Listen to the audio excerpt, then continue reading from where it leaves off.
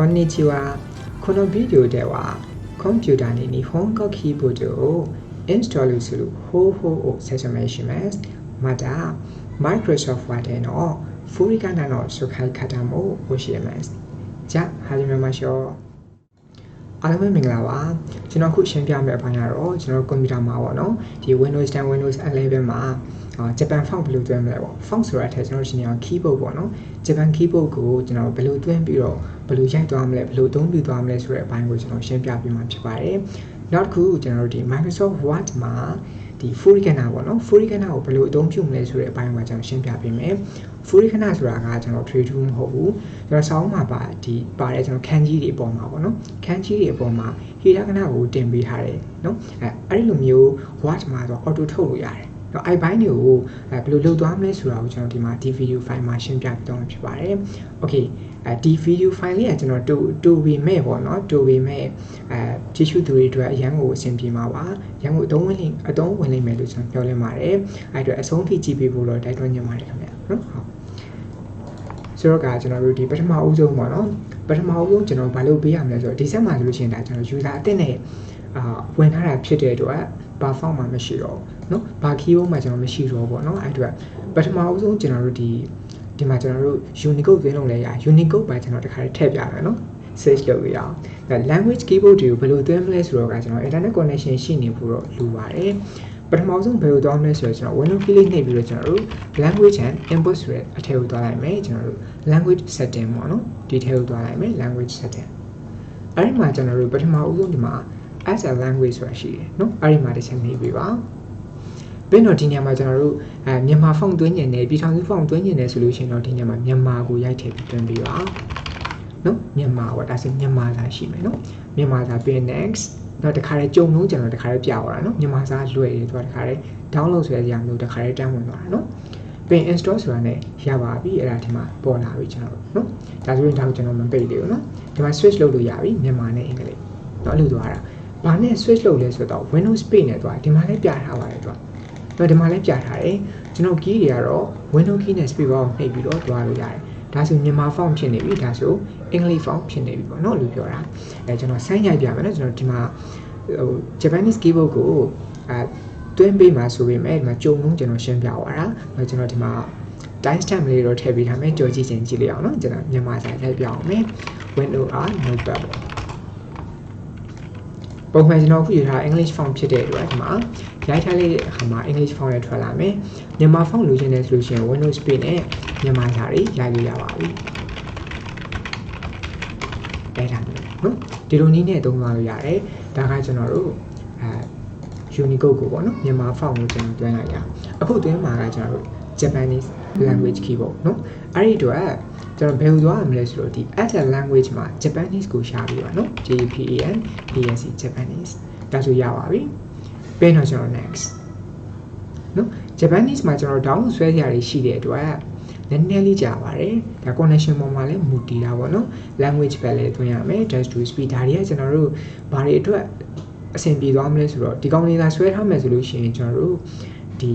Word မှာတုံးတဲ့အခါပေါ့နော်အဆင်ပြေသွားလိမ့်မယ်အကုန်လုံးမဆွဲဘူးဆိုလို့ရှိရင်တော့ Word မှာတချို့အပိုင်းတွေမှာလည်းအဲ့ဒါဖြစ်လိမ့်မယ်နော်အဲ့ဒါအကုန်ဆွဲပေးပါပြီးတော့ install ခဏဆောင်ပြပါသူ download ဆွဲရတယ်အားလုံးပြီးသွားပြီဆိုတော့မှကျွန်တော်တို့တုံးရတာအကုန်တုံးလို့ရသွားမှာနော်ခဏတော့ကြာတယ်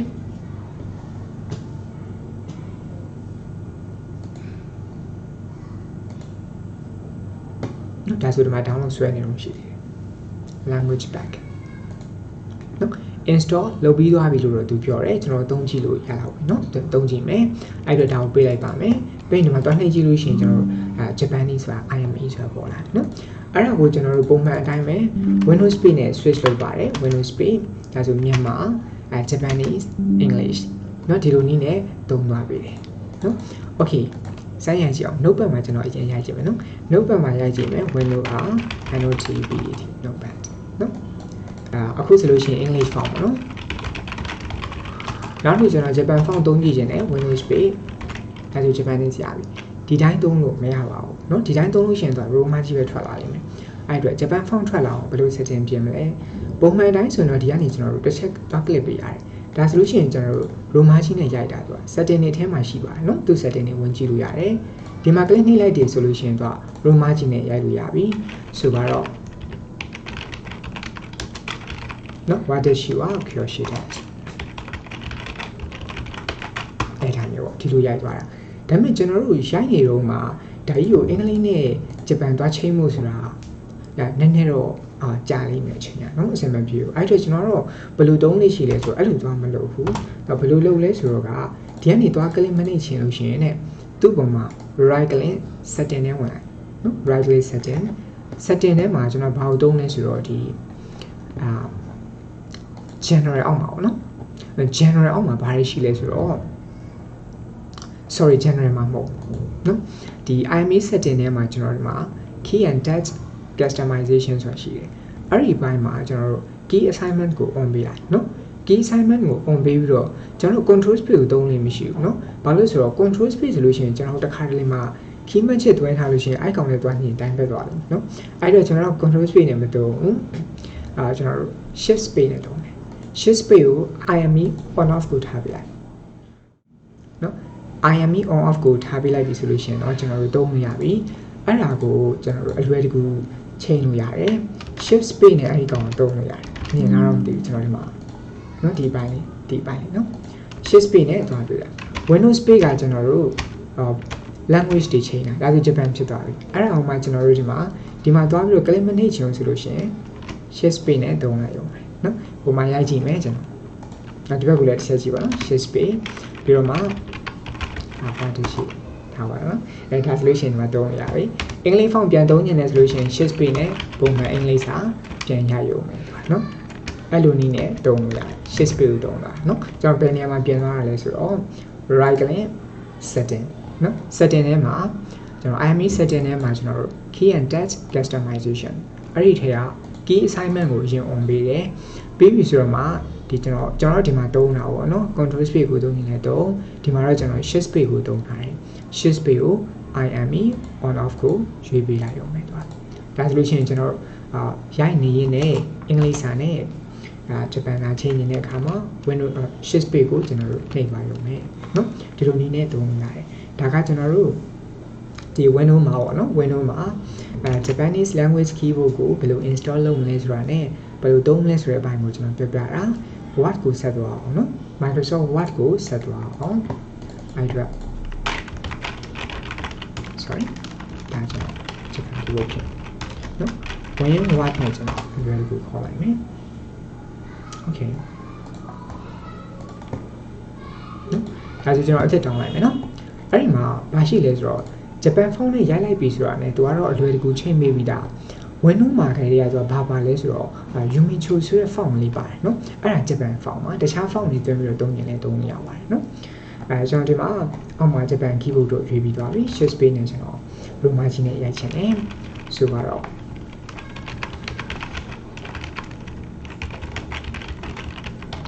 ထားပါတော့နော်ဒီကောင်လေးကိုကျွန်တော်သုံးပါမယ်တခုရှိရ watersheet ကိုကျွန်တော်ခန်းချင်နဲ့ရေးချင်တယ်နော် watersheet ခန်းကြီးကျွန်တော်ရွေးလိုက်မယ် watersheet က KYOSH DSU ထားပါနော် data လေးကျွန်တော်ရေးထားတယ်ပေါ့လေပုံမှန်အတိုင်းပဲရိုက်တာတော့ပုံမှန်အတိုင်းပဲရှေ့မှာကျွန်တော် notepad မှာရိုက်ပြခဲ့သလိုပဲပေါ့နော်အခုကျွန်တော်ဒီ word မှာပြောချင်တာကဘာလဲဆိုတော့ဖူရီခဏဆိုတာကကျွန်တော်ဒီခန်းကြီးတွေကိုတချို့ဆိုလို့ရှိရင်အပြန်နေကူးထည့်လိုက်ရတယ်လေအပြင်ကကျွန်တော်ခန်းကြီးပါတဲ့စာကြောင်းတွေကိုစာသားတွေကိုဒီထဲမှာ copy လာကူးထည့်ပြီးတော့ ဖူရီခဏထည့်ကြည့်လို့လည်းရတယ်နော်အဲ့တော့ဒီမှာတော့ကျွန်တော်ဒီစလုံးလေးကိုဖူရီခဏပြောင်းကြည့်မယ်နော်ခန်းကြီးတစ်လုံးကို select ပေးလိုက်တယ်ပေးလိုက်ပြီးပြီဆိုလို့ရှိရင်ကျွန်တော်တို့ဘယ်မှာရှိလဲဆိုတော့ဒီ home tab ထဲမှာရှိတယ် home tab ထဲမှာ font panel ရှိတယ်နော်ဒါကကျွန်တော်တို့ tab လို့ခေါ်တယ်ဒီသူ့အကန့်ရှိတယ်အများကြီးပဲဒါဆို clipboard panel font panel paragraph panel style panel editing panel အများကြီးရှိတယ်ဒီမှာ divider တွေရှိတယ်နော်အဲ့ဒီမှာသူက